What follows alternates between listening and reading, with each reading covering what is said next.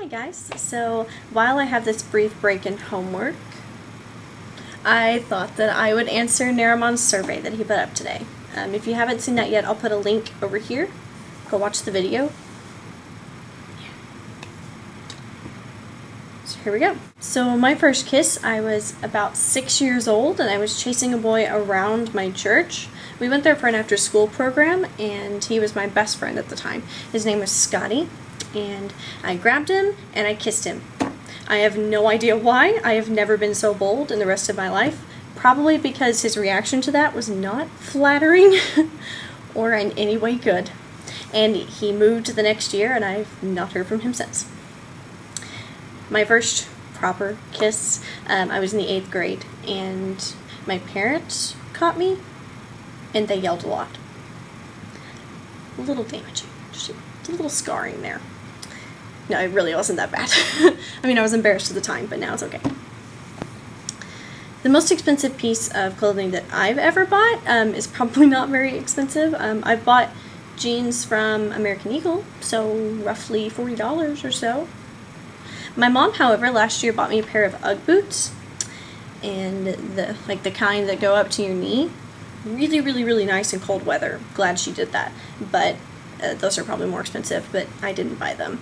I'm the kind of person who tends to spend more money on books and less on clothes, so there you go. The first job that I ever wanted was to be an English teacher. I loved books, and I wanted to share that love with everybody else and make them love books too. Not much has changed in that respect, only now I'd rather write the books. Yeah. When I was in school, in high school, I had a group of friends that my two friends and I, we called ourselves the Three Musketeers, to the point where we read the book a lot. I was Aramis? I was Aramis. And I knew which friend was Porthos and I knew which one was Athos. And we had a friend that we let be D'Artagnan for a little while. And then we had another friend we tried to convince to be the evil Prime Minister, which he did not find flattering. But he was a really funny guy, so he took it in stride. And then I had a friend named Ashley who kind of went into that, and she would play whatever fill-in character we needed because she was a drama student, and so she liked to play different characters. Now I kind of refer to them as the Fabulous Five, but at the time it was like the cast of the Three Musketeers. Very strange. In college, I had 2 roommates, one boy and one girl, and we referred to ourselves as Three's Company 2. And then whenever the boy's boyfriend moved into the apartment, we referred to ourselves as the Golden Girls. And the 2 boys picked that, in case you're wondering. The girl and I, we didn't actually watch that kind of thing. In case you're wondering, I was Betty White's character. Yeah. Now, however, most of my friends are either fellow MFA students, so they're either writers or they're nerd fighters. So I either hang out with them outside of school and we drink and we talk literature and it's really fun, or I hang out with them outside of school and we talk about lots and lots of interestingly nerdy topics that I absolutely adore. There's going to be a Nerd Fighter gathering this weekend, by the way, so if you're in the Chicago area, you should totally go.